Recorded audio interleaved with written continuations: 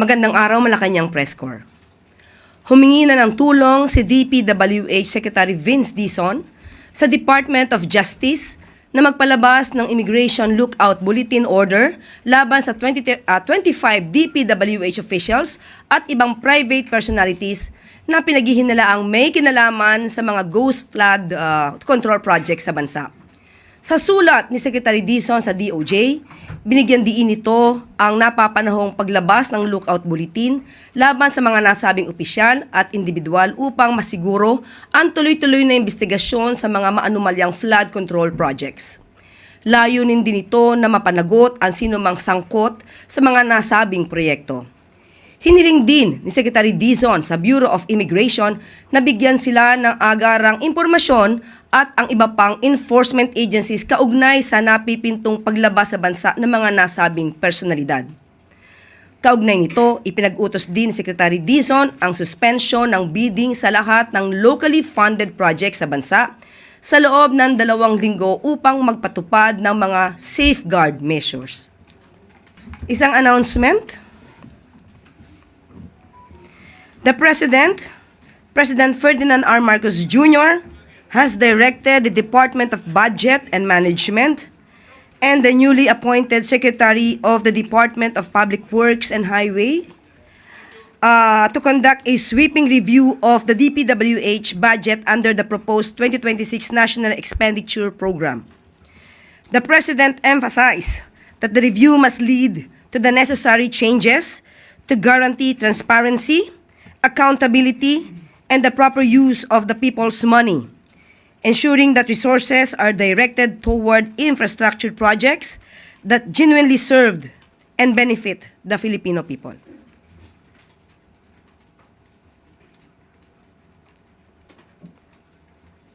Handa na po tayong tumanggap na inyong mga katanungan. We begin with Leth Narciso, DZRH. Good morning, Yusek. Ma'am, may sinabi po si Senator Amy na haharangin niya sakaling ma-appoint si Secretary Remulla bilang ombudsman dahil parte daw ito ng plano para ipakulong si VP Sara bago mag-2028 election. Ano pong reaksyon ng palasyo? Sa statement po ni Senator Amy, mas marami po sigurong katanungan na maibibigay dito. Unang-una, ano po ba yung nais niya ipahiwatig? Pagbibigay ng hustisya sa bayan o pagpoprotekta sa kaibigan? Ang nais niya po bang maging ombudsman ay hindi man lang kakantiin o sasampahan ng kaso kung mayroong dapat na sampahan? Ang mga Duterte, ang mga kaibigan ng mga Duterte, allies ng mga Duterte. Hindi pa po ba mas nararapat po na maging independent ang magiging ombudsman dahil independent constitutional body naman ito at kinakailangan na magsampa ng kaso kung nararapat. At hindi po dapat katakutan kung wala naman magiging talagang kasalanan ng mga Duterte na siyang kinatatakutan niya. Hindi naman po ibig sabihin nito ay hindi dapat sila sampahan ng kaso dahil kaya naman nila ipagtanggol ang kanilang mga sarili. So ano po ba ang hinaharang dito ni Senator Amy? Ang mga maitatalagang ombudsman na dapat ay hindi kantiin ang mga kaibigan? At isa pa pong tanong, saan po kaya nabili o ano kaya manufacturer yung parang bolang kristal ni Senator Amy? Dahil siguro mas magandang ma-recalibrate ito para hindi lang bali-balita ang nasasagap ni Senator Amy, kundi mga kwento na mayroong ebidensya. I'm sure the President heard about this, ma'am. Ano po yung reaksyon niya na galing po sa kapatid niya yung pahayag na yun? Alam naman natin ng Pangulo pagdating kay Senator Amy, kapatid niya naman po yan, ay hindi siya nagsasabi po ng negatibo.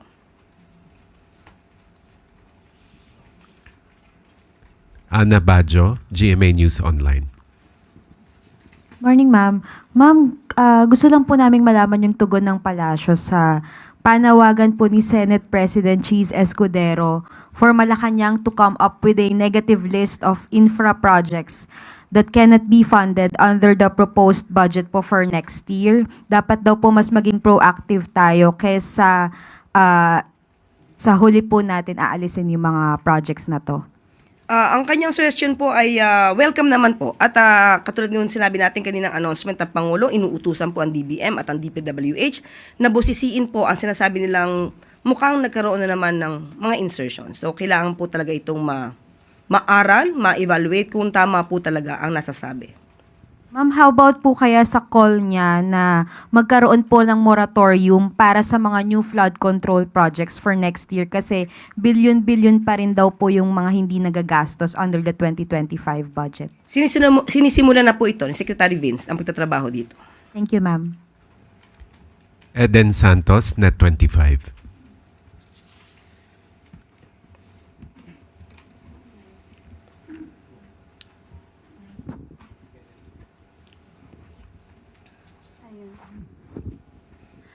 Yusek, magkano po ba talaga yung total budget ng flood control from 2022 to 2025 po?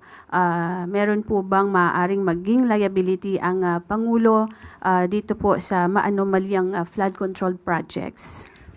Ang 2022, kung mapapansin po natin, ay hindi po sa panahon ni Pangulong Marcos to ginawa.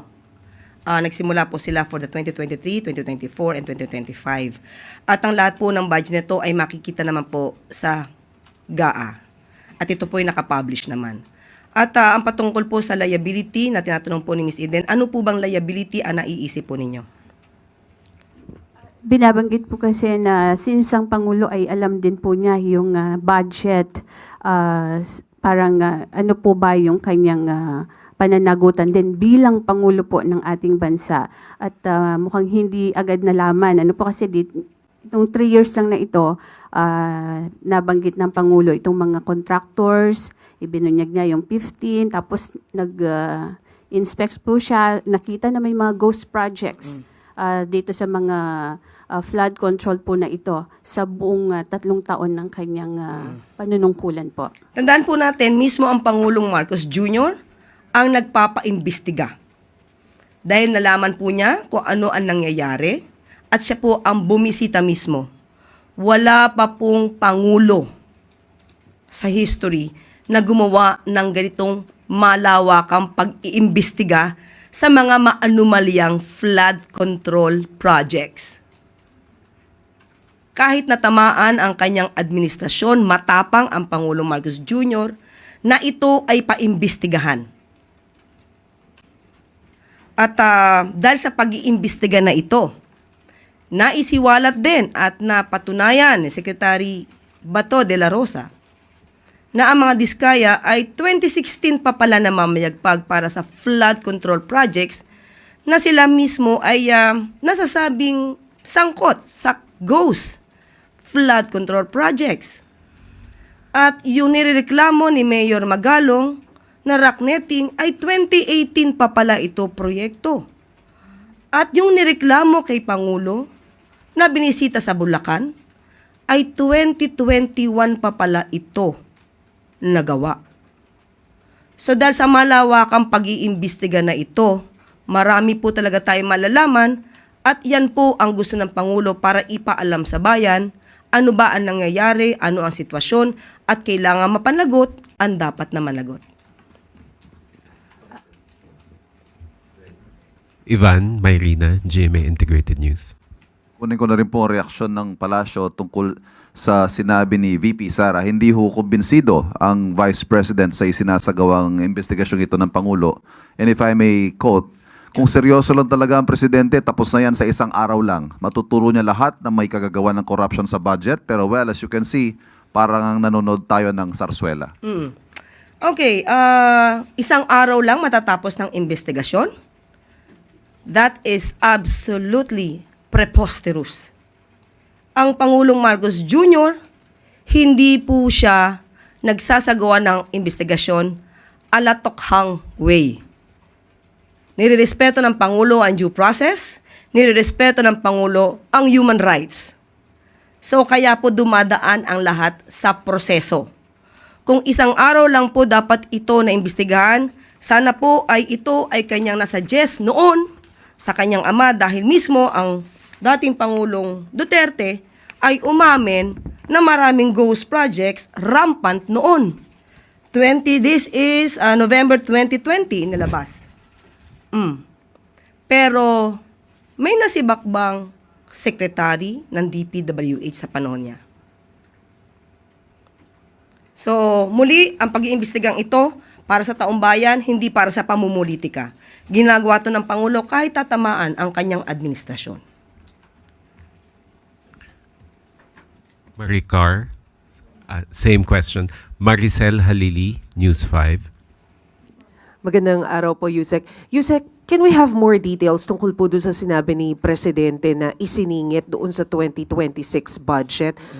What particular areas po yung nakita ni Presidente? Flood control projects din ba siya? And paano na isingit? Sino yung posibleng involved considering na NEP pa lang siya? Okay, nasabi po natin noong nakaraang press briefing na ito ay nabanggit ni Representative Marcy at Representative Puno. So doon lamang po kumuha pansamantala ng impormasyon ng Pangulo at ang DBM.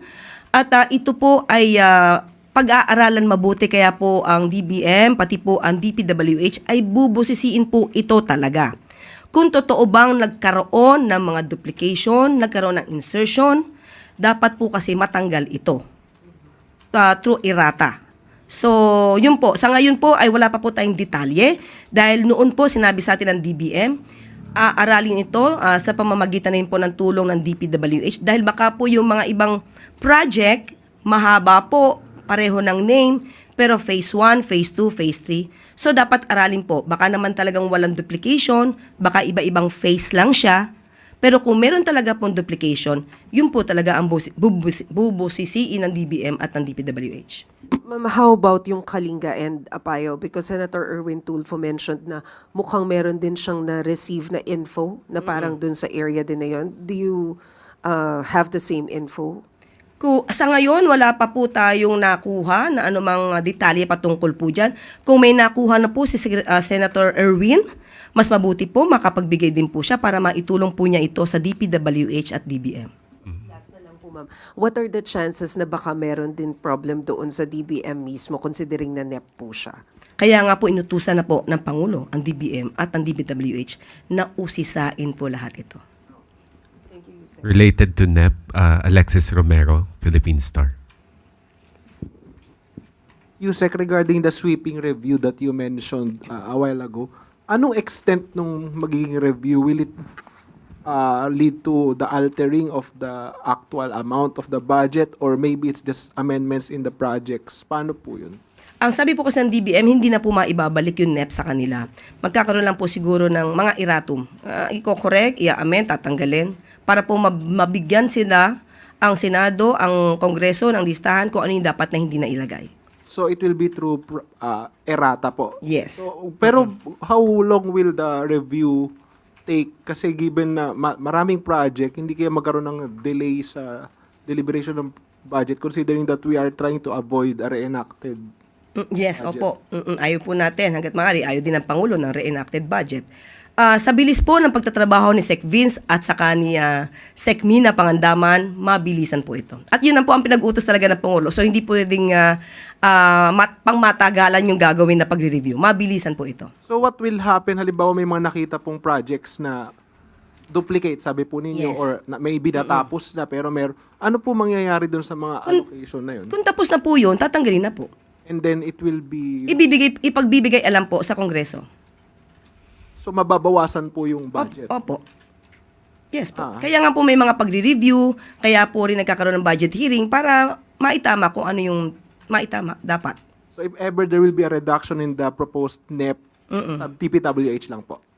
Depende po, kasi kung meron pa pong iba. So, re-reviewin po nila. Pero sa ngayon po, dahil yun po yung nakikita ng mga senador natin at ng mga kongresista, DPWH. Okay, Ang salamat tutok. po. Erica Sinaking, Business World. Good morning, Sec. Yesterday po, Senator Lacson flagged 51.82 billion peso in distinct or vague insertion in 2026 NEP. Parang sinabi niya rin na magiging ghost project siya in the future. So, ano po, kinala niya rin po ito na quadruple whammy on taxpayers. So, ano po ang response ng Alas? Yun po, mabilis pong nagresponde ang ating Pangulo at muli inuutusan niya, may direktiba po sa DBM at sa DPWH na ayusin ito. At kung may mga pagkakamali, dapat ma-correct. Paano naman po yung how or what safeguards does the administration have in place to prevent legislators or and contractors from influencing or inserting from the NEP? Babantayan po, ang sabi po ng DBM, tututukan nila. Para po, at sinabi rin po ng Pangulo sa SONA na, at sa kanyang mga press briefing, ayaw po niya na maulit pa, na madagdagan ng hindi naaayon sa NEP. So, kung kinakailangan na magkaroon ng ma-veto ito, i-veto po niya. Okay, that's all. Arlene Delgado, ABS-CBN. Good morning, Yusek. Yusek, lihis lang ako. We would like to get the Palace's reaction to the Coordinating Council of Private Education Associations, or COCOPEA. They're calling on President Marcos to immediately review and recalibrate po yung current policies sa class suspensions after what happened recently. Allow me to quote them, Yusek, sabi nila, the blanket and automatic orders po ng Secretary of DILG hamper school preparations, discourage resilience in school communities, and devalue the education of students. They are basically asking for enough flexibility po to suspend classes. Opo, irerekomenda po to sa NDRRMC. Pero tandaan din po natin, ang suspension po sa work ay nanggagaling po sa Office of the President or OES through PCO. Eileen Taliping, Abante.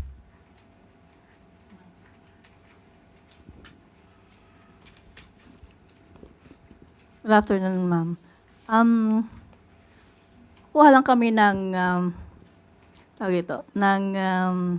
development doon sa Prime Water kasi matagal nang na-submit ng LUWA yung kanilang recommendation kay Pangulo. Meron na po bang action dito ang Presidente?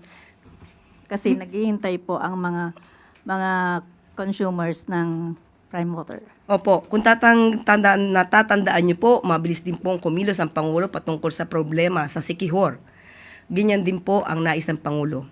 Meron na pong ginagawa ang LUWA at ang ibang mga concerned agencies. At hindi lamang po namin muna isisiwalat kung ano po ang mga hakbang dahil mahirap po na baka magapang. Makakatulong ba ito? Makakagaan ba ito sa sakripisyo ng maraming taga Yes, yun po ang nais ng Pangulo, maibsan ang kahirapan ng mga consumers ng Prime Water. Thank you, ma'am. Tina Maralit, Manila Times. Hi, ma'am. The Judicial and Bar Council has concluded its public interviews for the aspirants for the Ombudsman. How soon is the Palace expecting for a shortlist to be submitted to President Marcos? Ang Pangulo naman po ay mabilis kumilos eh. So abangan na lang po natin muna kung ano ang kanyang magiging decision pagka nandiyan na po yung shortlist. So, ma'am, ano po yung non-negotiable qualities that the President is looking for sa kapalit ni retired Ombudsman Martires? Ang gusto po ng Pangulo, of course, dapat ay may integridad. Hindi nadidiktahan at walang kinakampihan. Salamat po. Last question, Clay Pardilla, People's Television.